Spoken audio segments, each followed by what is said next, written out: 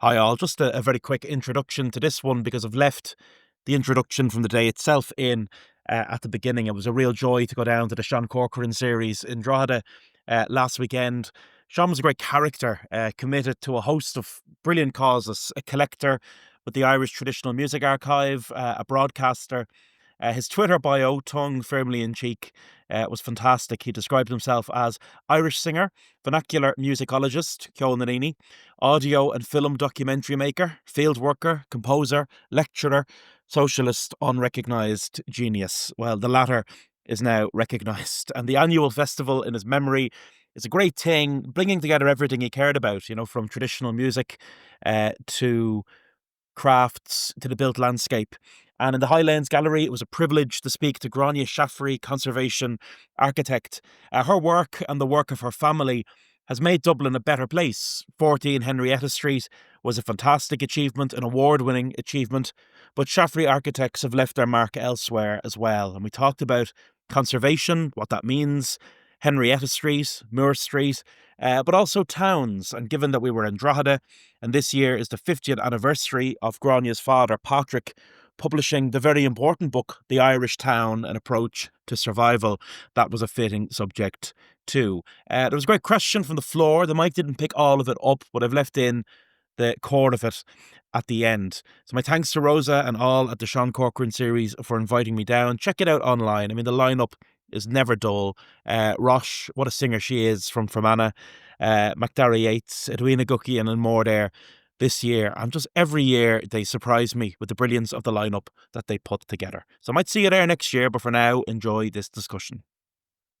And it was right after I joked that we were down to restart the Make Drogheda a City campaign that I remembered to turn on the mic. Thank God for that.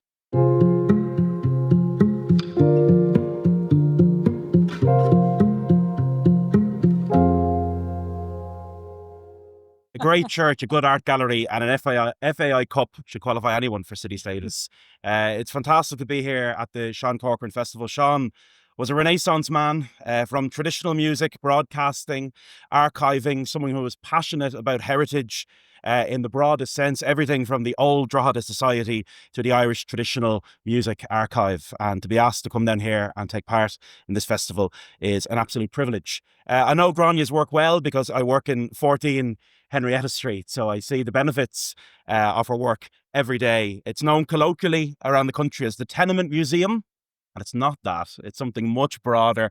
It is really the story of the capital told through what was once a Georgian home and later had 100 people living in it at the time of the 1911 census. Her work includes conservation, adaptation, and extension of historic buildings, and also new buildings. How do we put new buildings in existing historic urban settings? Her parents, Moira and Patrick, founded Shaffrey Architects in 1967. This year is the 50th anniversary of the publication of a really important landmark text from Paddy, The Irish Town, An Approach to Survival. And a lot of the questions and solutions put forward in that book are still relevant to towns across Ireland today. He was an eminent man in the world of Irish architecture and conservation, an Ulsterman, but always part of the story of Ormond Quay in Dublin as well. He died earlier this year, and I think this event is as much a tribute to his brilliant vision as it is to that of Sean. When I was researching this, I listened to a great radio conversation between you and Ellen Rowley, the architectural historian on RTE, and you began by talking about Notre Dame. To me, that always recalls Victor Hugo. How could it not? The greatest products of architecture, he said, are less the works of individuals than of society, rather the offspring of a nation's effort than the inspired flash of a man of genius. That church is far from this church, far from Dublin or Drogheda, and maybe it's an unexpected beginning, Notre Dame. But what happened there does tell us a lot as people about how buildings make us feel, doesn't it? Absolutely, Donal, and I'll I'll add my thanks to being here as well. It's wonderful to be in this particular occasion, in this particular building. But Notre Dame, I think the response was remarkable in a way, and perhaps it was because we could witness it in real time. We could see the flames move across the church, and I think it was really, really palpable was that potential sense of loss of what would be lost. And the response wasn't just in Paris, it wasn't just in France or even Europe, but it was global. And as you say, the way in which people feel or about a place, about a building, and how much that can communicate. And it is the fabric, it's the light. I mean, people who were very concerned and worried, many of them had never been in Notre Dame, but many had, and could connect within that. I think also what's the kind of phenomenal aspect of a place like Notre Dame is its recovery and its restoration, and again, not just the speed. I mean, it's kind of slightly humbling from this country. It takes so long to do anything, but to see how Macron said we will have it for 2024, and they did, and they opened it. But just that kind of collaborative endeavour around recovering something that really, really mattered. And I think, you can't repeat Notre Dame. It would be churlish to even think we could be doing that all the time. But I think that people work on places like this and they come together. Yes. And there is something, it isn't, going back to Victor Hugo, it isn't the single genius. Yes, the protagonists matter. It does matter who your architect is. It does matter who your engineer and your builder and all of those craftspeople involved hugely. But society does, the culture, the society in which buildings and places are made sees through. It does have ramifications in the places we have. And I think it's timely, that you mentioned that Victor Hugo quote now, because every society is making their places, remaking them, recovering them, adding to them. But we have a say in what gets done and what gets built, and the policies that are put in place, the standards, the strive for quality or not, as it may be, really matters. Before we talk about your career, 1967 is a logical place to start talking about your background, because that's the year when your parents established Shaffrey Architects. It was an extraordinary time of tension. Massive battles were happening for the heart and soul of the capital, but in other Irish cities and towns as well, like Limerick. Georgian buildings are being torn down. I remember one government minister said, "I was happy to see those buildings torn down. They represent everything I hate." So the context of that time, the 1960s, was a battle for the built landscape. It was, and I suppose as well, it was a time when there was kind of economic progress and modernism. So there was a kind of a great sense of possibility too. And I mean, it's interesting how people understood progress. I mean, Patrick and Maura, and I'll refer to Patrick as Patrick and Paddy because that's just, so it's the same person, just to say. But they had, after they got married, they went to Edinburgh and Manchester, and Patrick studied planning. He had studied architecture and went and studied planning, and they met some really interesting people. And I suppose Britain was different maybe than it was then than it is now. It had a very strong European outlook. So they came back, and then in the early parts, they were doing a lot of travelling around the country. And because they were working on the tidy towns, they were final adjudicators. So they got to visit really almost every town, every village, or many of them, all across North and South.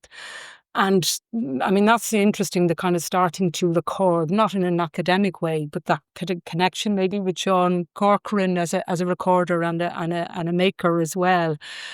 And I think probably they saw, you talk about the kind of crisis and tension, they saw the beginnings of maybe the flight from towns, the impact of the car, the sense of people feeling with prosperity, we will leave, we'll move out onto the edges. The beginning of the kind of one-off house, urban generated one-off house in the countryside, and a concern, an environmental concern. And I think this is right through, in a sense, their career. It wasn't just architecture or buildings or, places of fabric. It was environmental and social displacement, the towns losing their heart. So I think that was, in a way, their response. Yes, they were concerned about the kind of high profile demolitions, but their activism was maybe enacted a slightly different way. I thought it was really fascinating that your mother studied at the Institute of Advanced Architectural Studies in York, but her subject was the conservation of O'Connell Street in Dublin. Yes. So people have been ripping their hair out about O'Connell Street for a long, long time. It's been a subject of interest for those in the field of architecture and a subject of concern going back for decades. Absolutely. Well, when Maura went off to York, it was very brave. She went off. She was a mature woman with grown-up children, and to kind of pursue this. I think she was the first person in Ireland to undertake that particular course. But she took O'Connell Street as her subject because in the 1986, it was very interesting, the beginning of the kind of urban renewal acts. So everyone is aware of Temple Bar, of Custom House Docks, but there was an act was brought in really to focus on the central spine of Dublin. The Metropolitan Streets Commission was enacted. And it was a small commission set up to try and recover, in a sense, the centre of the city. And Patrick and Maura were appointed as architectural environmental consultants to the commission. So they had a focus, and it went from Parnell Square, from top of O'Connell Street, down across Westmoreland Street, Delir Street, College Green, and up Grafton Street, interestingly, up to. So, and they developed proposals. And Maura, in her thesis, I studied the rebuildings of O'Connell Street after the Rising and the War of Independence. And again, what was really interesting when you look at that, I mean, everybody is focused on the history, and rightly so, but in rebuilding, there was a really strong ambition to build well, to rebuild. There was you could say, the beginnings of urban design in this country, and there was a lot of articulate proposals from the kind of the architectural establishment. But the Metropolitan Streets Commission made its own proposals, which are really borne through in the very good public realm works that were carried out on O'Connell Street. Widening of pavements, planting of trees. And I know O'Connell Street gets a lot of criticism now, but walk along the pavements and see the generosity of them and the enclosure and the space. So yes, there are maybe kind of social issues, and we could have more people living in the street, but physically it's in good quality. It also laid down, I suppose you could say, the beginnings of the proposal for a plaza, a public space in College Green, which are now hopefully going to come to fruition. Been a long time fighting that battle for a plaza in College Green. 50 years ago this year, big year in the life of Paddy. He delivered an amazing lecture on RTE, made all the papers about Ireland's urban revolution, as he called it, and he predicted something. He said Irish towns might experience more growth over the next 25 years than has occurred over the last 300. The book lands in that year as well. It's a very warmly received book, and I think what's so interesting about the book, normally you look at the big national papers, but it's more interesting with the regional papers and see how newspapers in towns respond to a book about towns. One paper in the west of Ireland said, Mr. Shaffrey is not dealing with the abstract, but with the bricks and mortar, the stones and cement, the poles, the monuments, the pavings, and the streets.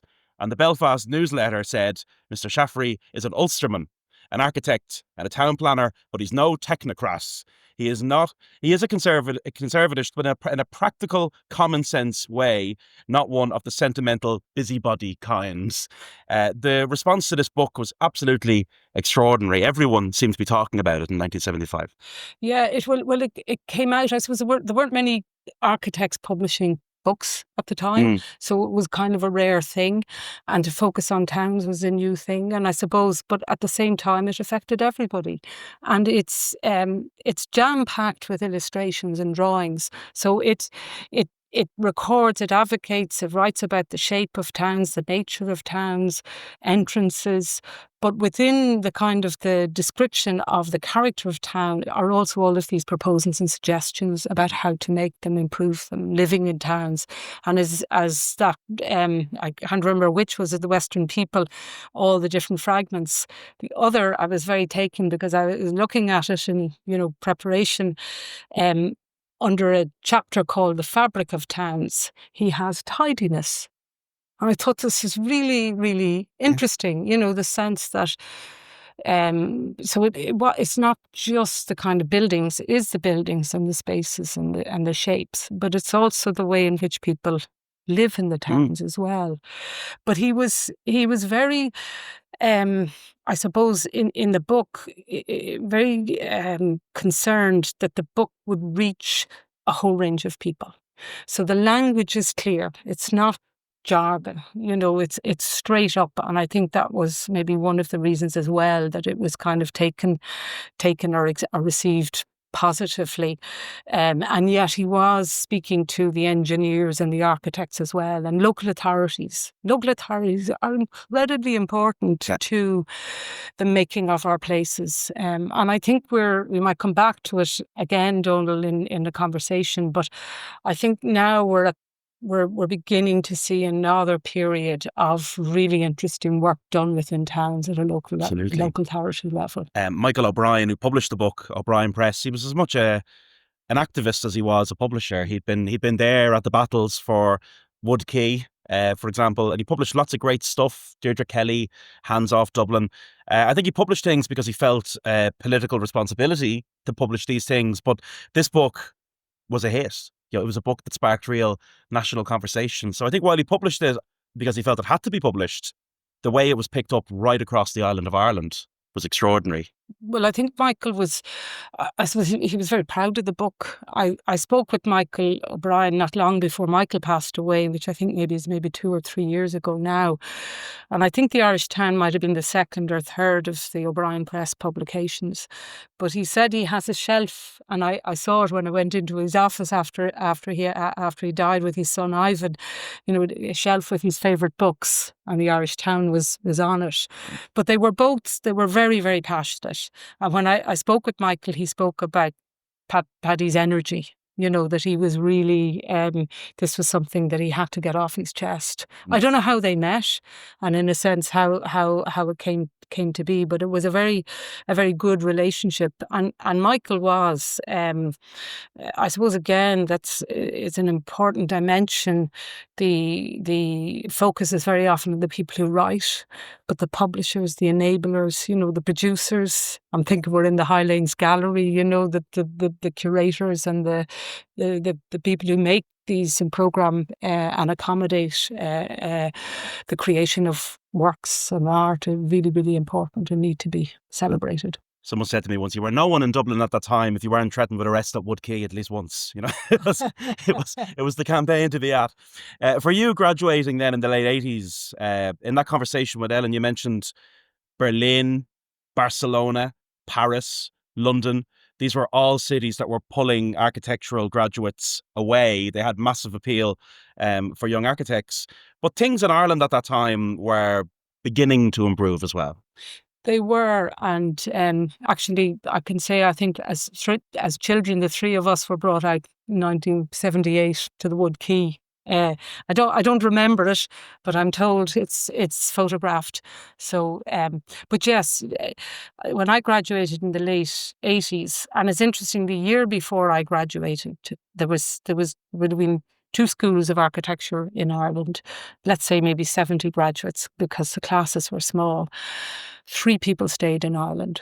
Right. And the rest emigrated. It was, I don't know, people here remember the 1980s. It was a very poor, we talk about recessions.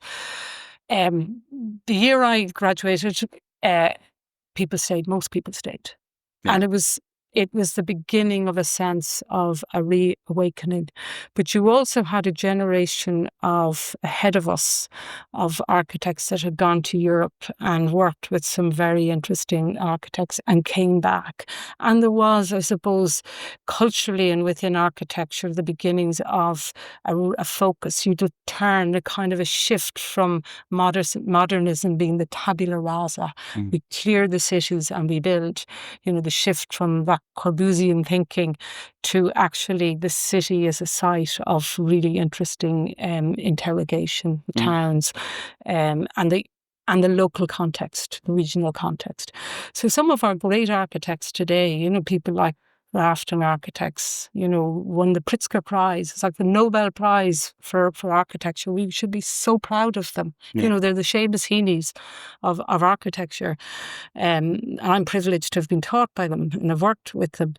They came back, or I don't know, and others came back and set up practices and started to teach and focusing on Ireland. And I think you had then that sense that there was good work to be done here and there were opportunities. That continued through then in the shift in the 90s. And I think what's really interesting is if you look at in the 90s and into the early 2000s, before we slightly lost the run of ourselves at the Celtic Tiger. Although the one thing I would say about the Celtic Tiger is that there was a kind of an ambition. It was badly placed, but it was there. And I question how strong our ambition for quality is now, collectively. But just going back, that period, late 90s, kind of up to maybe 2006, if you look across Irish towns, county towns, there's a fabulous legacy of really good quality buildings and projects. I don't know when the Highlanes is, but it's possibly that time. But a lot of the local authority offices, council offices, art centres. So it's a terrific legacy. And I'm hoping that we're beginning to start to develop another period of a legacy of good work in our towns. In the 90s, Shaffrey architects worked on some really fascinating projects, one of which was the Wicklow Head Lighthouse. If you know it, it's just beautiful architectural feature of its surroundings. But I mean, the building was basically a shell, wasn't it? It had no internal staircases or floors. One of your mother's last projects, and then something you got to work on 25 years later. I just love that project. Yeah, well, it's really Maura's project, and it was her last project, and it was quite challenging. It was the first of Irish Landmark Trust, which are a wonderful organisation. And again, if I could say something about, building projects, a lot of the time it's relationships, and there's a relationship between the architect, the design team, and the client. And when it's good, it really, really makes for a wonderful outcome. So, the spirit in which you enter into something actually really matters in the outcome. It's one of the tragedies in one way of today when design teams are procured. Very often the first time you meet your client is after you've been appointed. I think, there's something quite inhuman about something that you're making places for humanity. But anyway, going back to the lighthouse, it's what's really great is Irish Landmark Trust. I think they don't let people stay there for any more than 2 or 3 nights because there's a great demand to stay there. It's very exposed.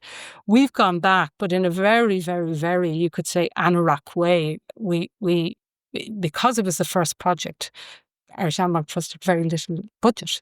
So there wasn't enough money really to do a proper external render or plastering on the facade, and it was always going to be vulnerable. So we went back later and we did some analysis of the early plasters and developed with a plaster specialist. And again, I suppose the point I really want to make here is that it's not, one individual with a great skill or idea telling everybody else what to do. You work out solutions with others, and the working with the craftsperson who absolutely really understands a project is really delightful and fulfilling, but really, really good as well. So we worked with Damien Condon, And we developed these four or maybe six samples and put them up. And they're up now for a few years. And actually, funnily enough, Damien got in touch with me a few weeks ago. He had looked at the samples. They're all doing really, really well. And he's just gave a presentation yesterday in Wales at a very big international gathering on lime in building. And he presented the work of these and to great interest. So in a way, something so, as I say, kind of anarchy. Yeah. It really matters. And to work on something that your mother had worked on 25 years on must have been a very nice... It's very nice, Donal. And I suppose that thing of continuity, I didn't plan to ever work with them. It slightly happened by accident. I hadn't been well, and they very kindly gave me a bit of work while I was getting back on my feet. And it just gelled. And I understand, family businesses are, not a guarantee for success, but we were lucky. We got on well. Patrick was a great delegator, and Morla was passionate, but really engaged as well. And so I suppose and she was a modernist. She was interested she had modern thinking. Yeah.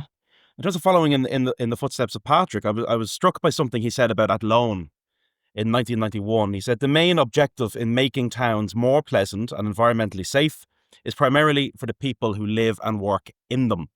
To protect and improve a town's intrinsic character, which has been inherited from previous generations, should be a fundamental community objective. This, in the long run, is more important than tourism.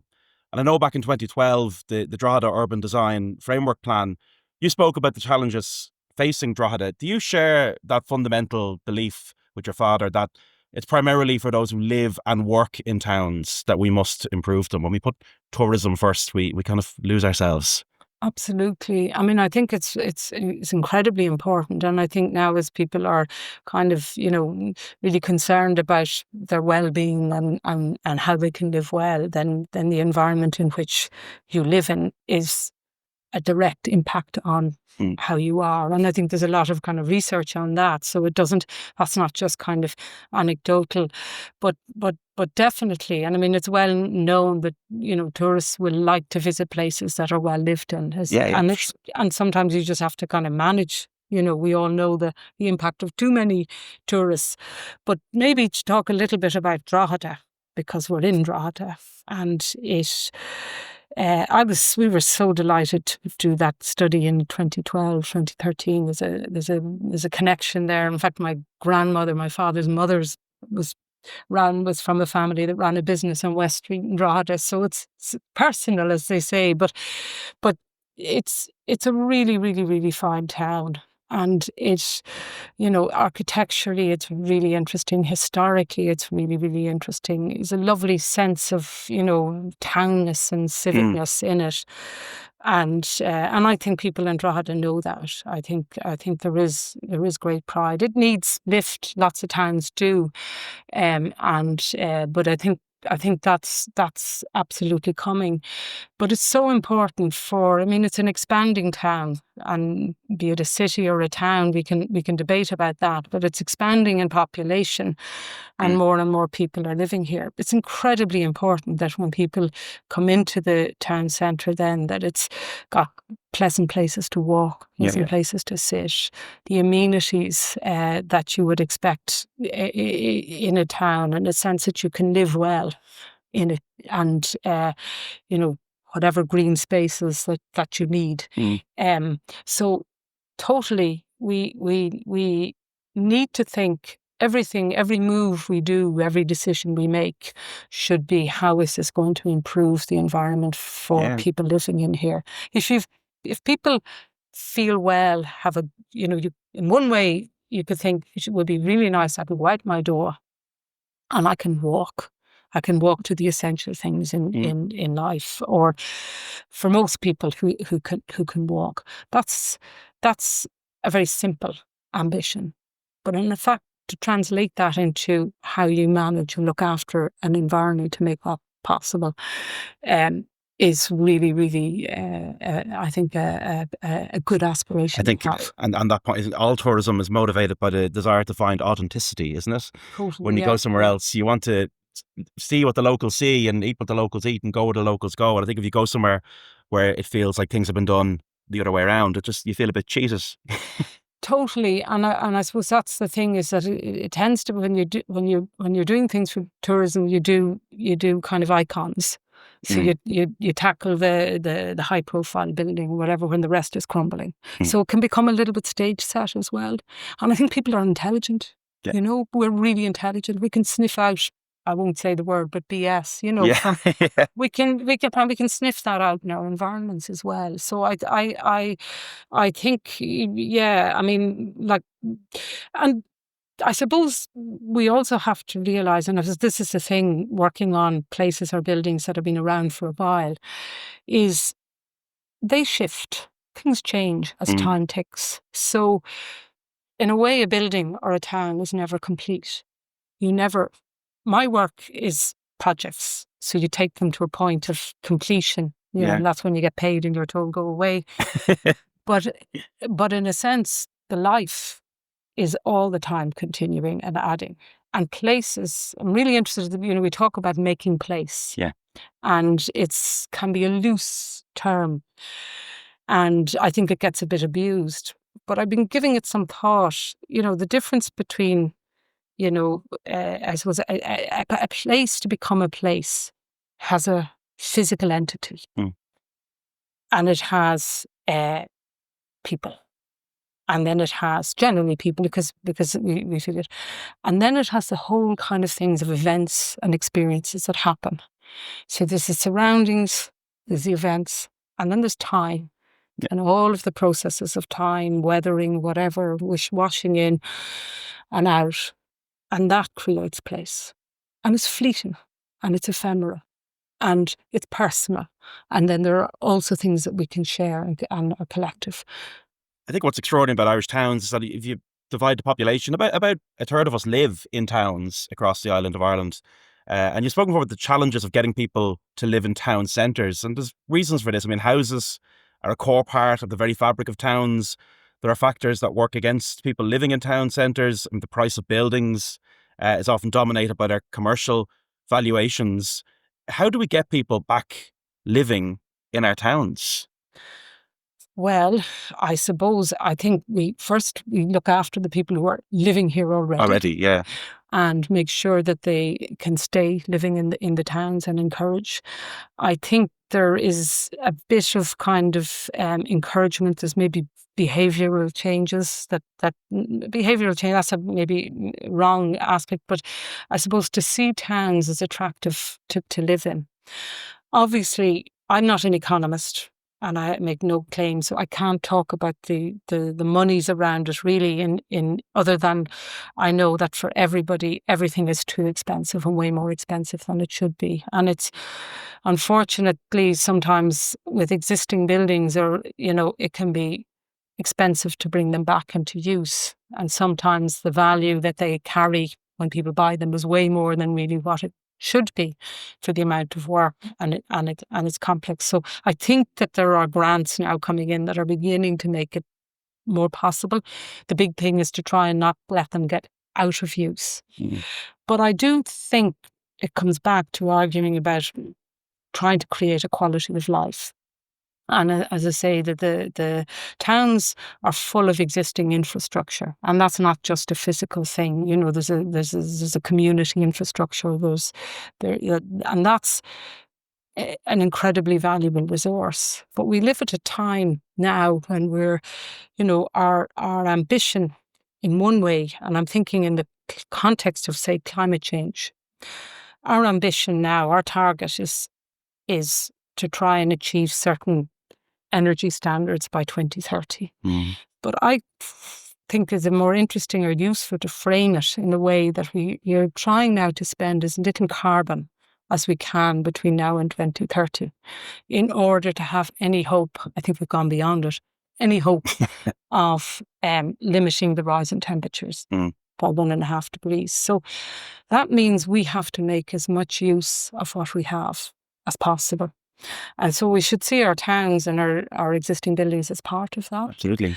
And it's really serious. I mean, this isn't, something but then in doing that, then we try and make them as pleasant to live in and attractive. So really, in a way, it's not you live in the town because you've no choice and it's where you're put or housed, but you live in a town because it's where you choose to live in. And you can enjoy it very, very much. I mean, I just to go back, say very briefly to Patrick and Maura, they were both born on the main street of their towns, so Paddy was born in Main Street, Bailieborough, and my mother in O'Connell, William Street in Limerick. And they loved towns. And really right up until, the last few years, Paddy, we were living in town a lot of the time in the city. He absolutely loved it. He could go out the door, go down to the local cafe and sit there. They knew him and have a social. So it's a great place to grow old. Yeah, absolutely. In terms of some of the historic sites that you've worked on, as I walked out of Scholars Hotel this morning, I noticed a plaque to Eamon Kent, who was educated there, and it evoked Moore Street, the battle for Moore Street. And there's probably no better example of a complex site, is there, where the past and present sit awkwardly than Moore Street and its surrounding laneways. Some people evoke the Venice Charter from the Second Congress of Architects and Specialists of Historic Buildings, because it argues that a building isn't just a building. The concept of a historic monument embraces not only the single architectural work, but also the urban or rural setting. So if we're talking Moore Street, we're talking the laneways around us. It'd be great to hear a little about Moore Street, the interrogation of that site, the work you did there. I think focus shifted from 16 Moore Street, where the decision to surrender was made, to something, I suppose, broader, encompassing what is a very complex site. It is a complex site, and I suppose it's that classic thing that you have. I mean, the surrender in 1916 in the houses in Moore Street, in one sense, was totally accidental. There was no great plan. There was a great plan to start in the GPO, but there wasn't any plan to end up in very simple houses. And that makes it, I suppose, that makes it very potent. And so you have number 16, you have 14, 15, 16 and 17 that are the National Monument. And they're very modest kind of urban middle-class houses built on a brick field in the mid-18th century. Went through a series of changes, but still continued to be living over the shop. And by some incredible fluke, in some ways, they retain a lot of the fabric from the 18th century and the where people moved through the from building to building. A lot of the remainder of the street has changed. But the street itself isn't. It still carries a kind of a character. And I suppose there's a challenge. And the Venice Charter rightly, draws attention. It's not just the monuments, it's the setting.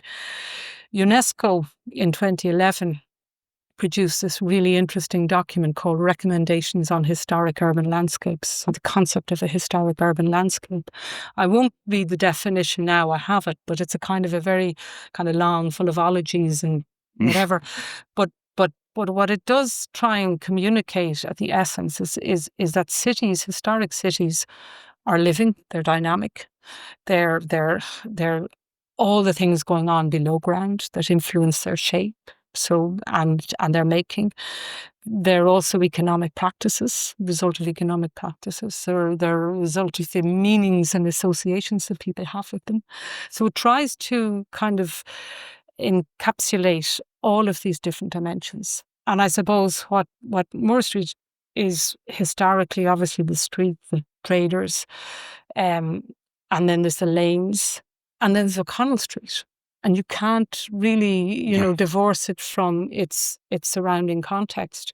So I think there's a challenge to suitably honour and present and make accessible this kind of remarkable survival from that moment that's significant in our history.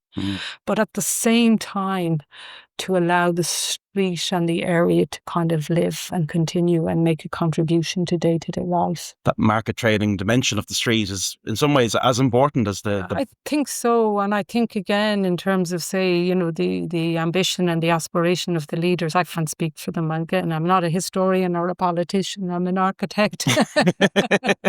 But and politicians love to speak for the dead, don't they? Indeed, they do.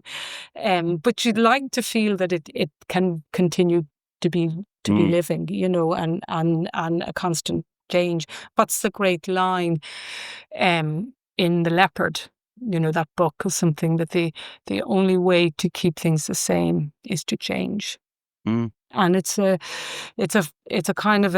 difficult thing, but change doesn't necessarily mean erasure. Yeah. You know, it's so, anyway. A Moore Street trader told me recently that she thinks the beginning of the end for the street in her mind was suburbanization and the beginning of the big suburban shopping centres. The people weren't in town buying their fruit and veg anymore. But she said one of the features of the street in recent times has been that migrant communities who are there and working there, they actually do buy fruit and veg from these fifth or sixth generation street traders on Moore Street. So we no longer go to market streets like that, many Irish people. It's a cultural shift with time. That's true, and it's one of the great things of having kind of new cultures come into your country. So I mean, like, I suppose that's a fascinating thing that can happen over time. You know, that we learn. It's not just about going away and bringing back things. It's actually how change happens from within, naturally.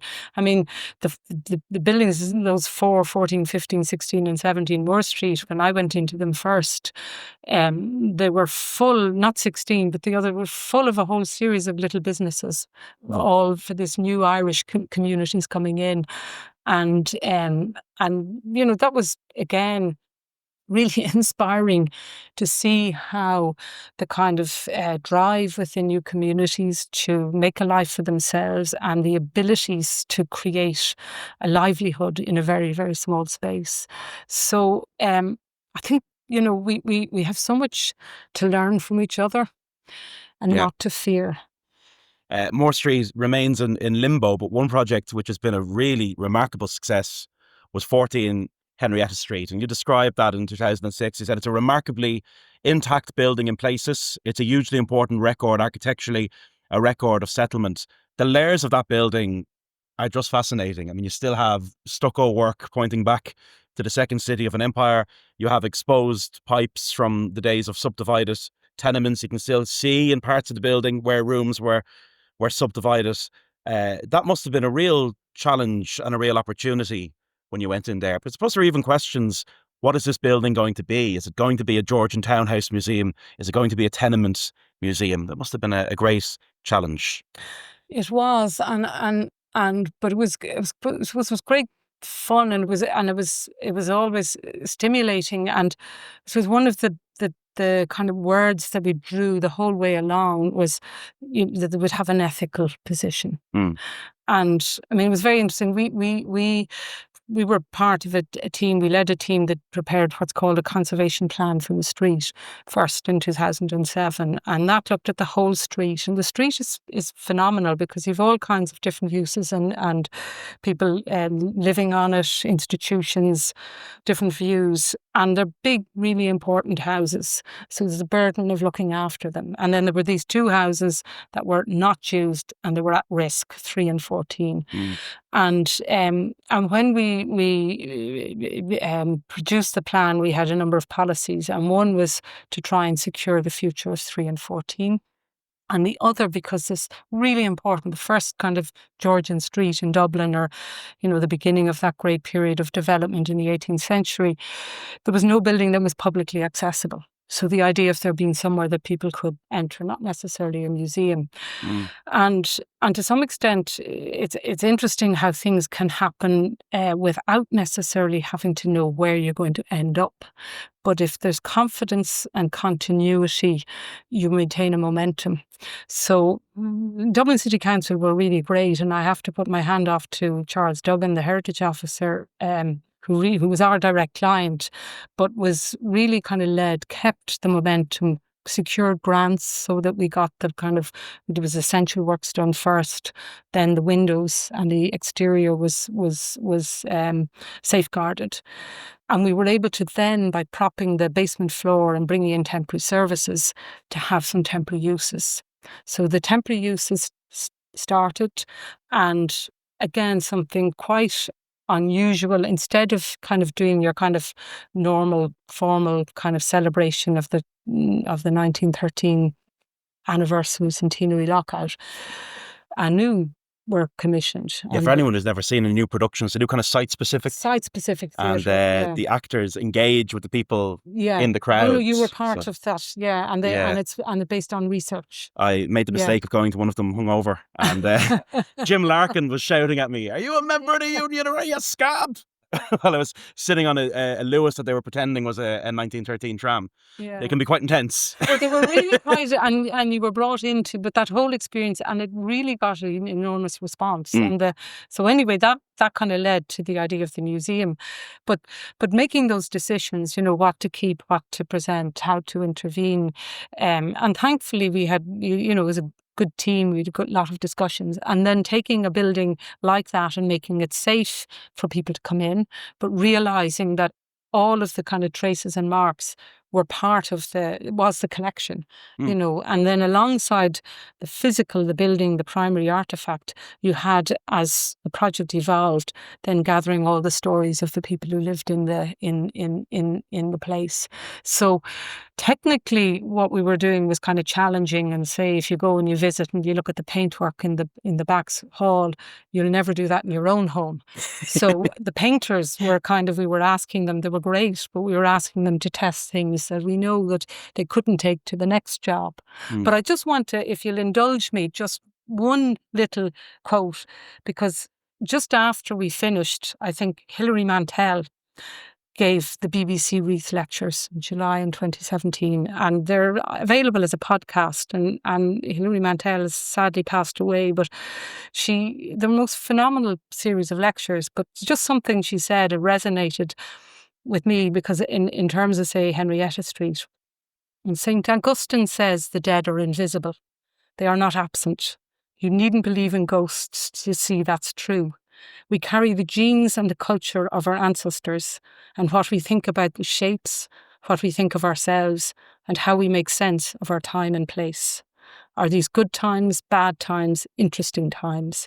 We rely on history to tell us, history and science to help us put our small lives in context. But if we want to meet the dead alive, we turn to art. And I suppose that to me said that we're dealing with history, you're dealing with the science of making, but somehow in there's art, there's decisions. An extraordinary thing happened in 14 Henrietta Street when it was open for temporary usage. A man walked in called Peter Brannigan. He said, "I have no ticket for the performance today, but I'd like to watch it. I was born in this house." And as he stood there in the reception, he pointed at a nail on the wall and he said, "That nail is there since the time my family lived in this room. I have the picture of the Holy Family that was on that wall." And he brought it into the museum, and it hangs on the very same nail, which is just extraordinary. A nail, something as simple as a nail in a wall, takes us back. Well, we actually, when we went and mapped, reserving the building, and we were conscious. You mentioned before the gas pipes coming in and the marks of where the tenement partitioned the big rooms. Excuse me. We were very conscious of keeping things like the nails. Now, obviously not below a certain level because they're a health and safety hazard, but where we could, we kept them. So when Peter Brannigan came in on his family, gave the painting or the picture that hung in their flat, and we had the nail. I mean, that was a remarkable moment of serendipity. But it also struck me it didn't quite happen by accident. There was a rigor there and a consciousness. And as I say, it went back to that ethics because you were dealing with a place about memory and occupation, and that many of the people whose stories you were trying to somehow present or transmit are living, or their families are living.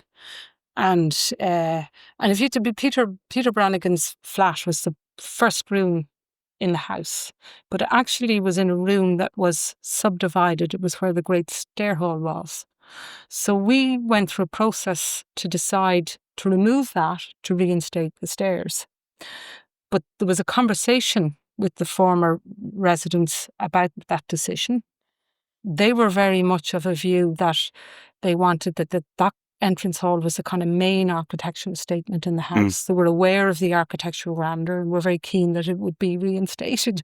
So these are kind of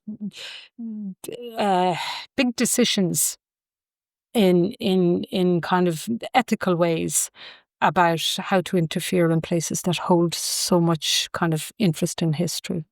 And obviously, not every project is going to bring those kind of challenges, but they'll bring other challenges.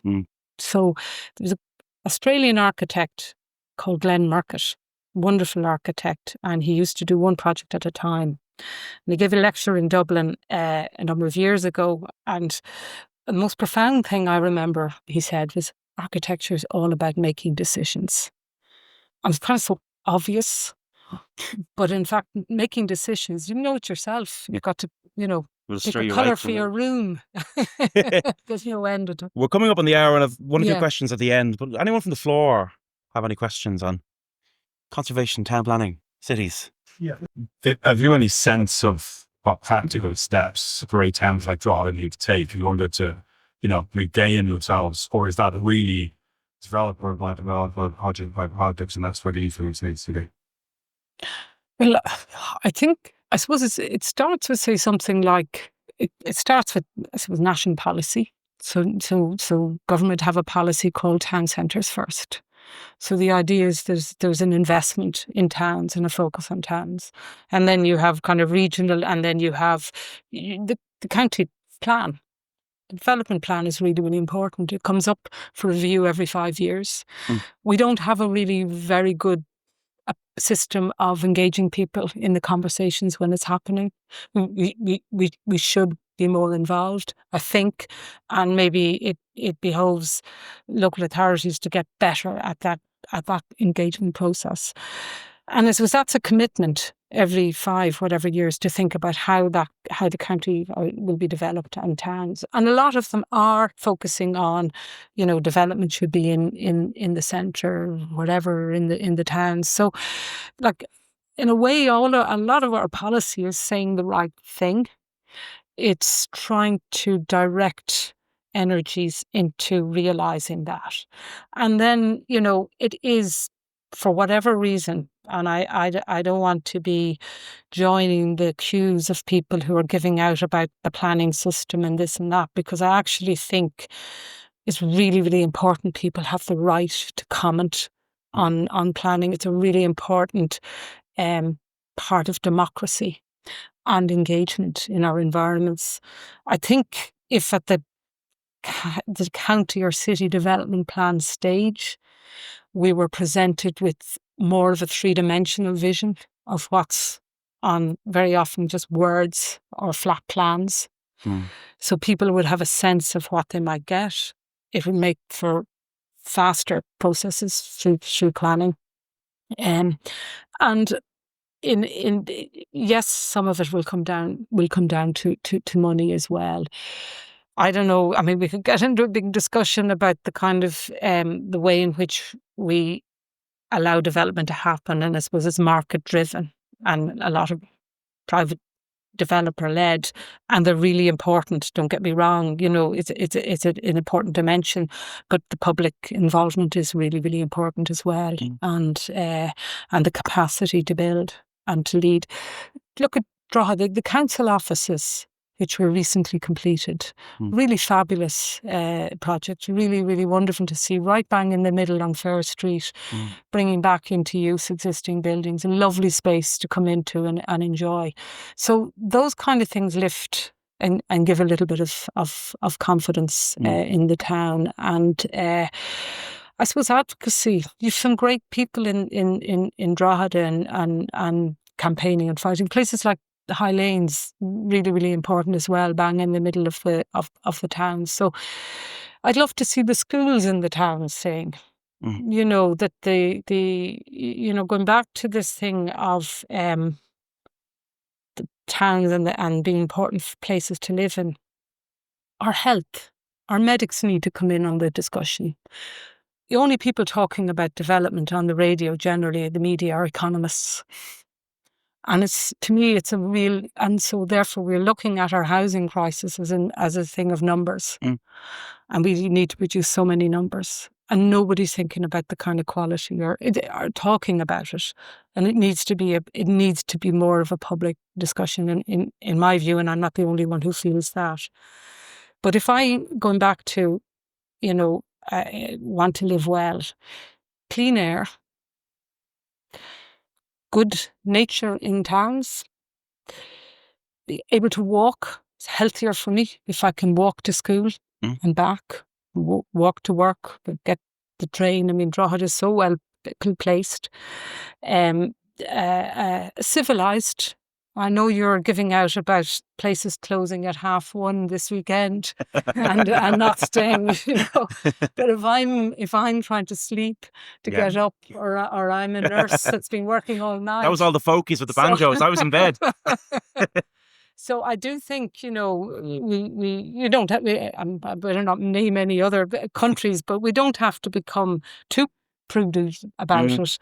But in the same token, we need to think that if towns and cities are places for living in, then they want to be places you can sleep, have a good night's sleep. There isn't the noise of the air conditioning units. All of those, the micro detail really matters. Yes. At the micro level. To end with two quotes, I was recently reading the Dynamics of Irish Housing, which was published in the 60s. And it said that in Ireland, by and large, the struggle has not been to create neighbourhoods, but merely to build homes. This is roughly parallel to producing automobiles without building hard surface roads, which is a good way of putting it. And a quote from Shaffrey's submission some years ago to Living in the City, which was the consultation for a development plan for the capital. You made the point that COVID-19 has exposed, like an X-ray, very real challenges of livability in this city. I think that applies across the country, in towns as well. Going back to that quote, I mean, are we learning those lessons now, do you think? For example, during the pandemic, some people discovered that there were no playgrounds within 2 kilometres of their front doors, for example, or in some cases, even 5. Have we learned that lesson about creating neighbourhoods and not merely building homes? I hope so, Donald. I hope we do, but I think we need to keep reminding people and particularly at government level, because to some extent, so much of the decision making is highly centralised. So, I think one of the amazing things in COVID, and it was Arundhati Roy actually had that quote. I think she wrote early on in COVID is like an X-ray to society. And I borrowed that, and I think in that submission, but it did expose, and I was living in the city at the time, in the city centre, and it was empty. It was really, really empty. And the suburbs were hopping in one way in terms of activity. And what you got the beginning of the outside on the street, and people were using the streets more. So it's kind of interesting. The suburbs did well and have continued to do quite well as well in terms of kind of urban interventions, cycle lanes, greenways, all of those things. But the town centre is struggling. But going again back to that point about, responding to this crisis we have, and I hate the word crisis. Actually, I hate it when we talk about our housing as a crisis, or maybe not so much hate, but fear it, because I fear that what we end up doing, for a start, we all go down the side of one end of the boat, this crisis, and we're in danger of capsizing. We forget the other things that need to balance. But also, sometimes crisis solutions are temporary, like prefabs or whatever. And they're not necessarily, because you build something substandard, I'm not going to say substandard, but, that isn't fully fledged, let's say. Buildings last. It's one thing I can tell you, they last way longer than anybody who sets out to build them. Build it As well, homes. build it once. Build it well, build it once, and think that it's not just the building, it's the environment and the setting it's in. So that thing of the place, the community, we have the knowledge, we know all of this, we have some very, very good plans. Mm. You know, we're not bad at doing this, but it's to keep the eye on the ball.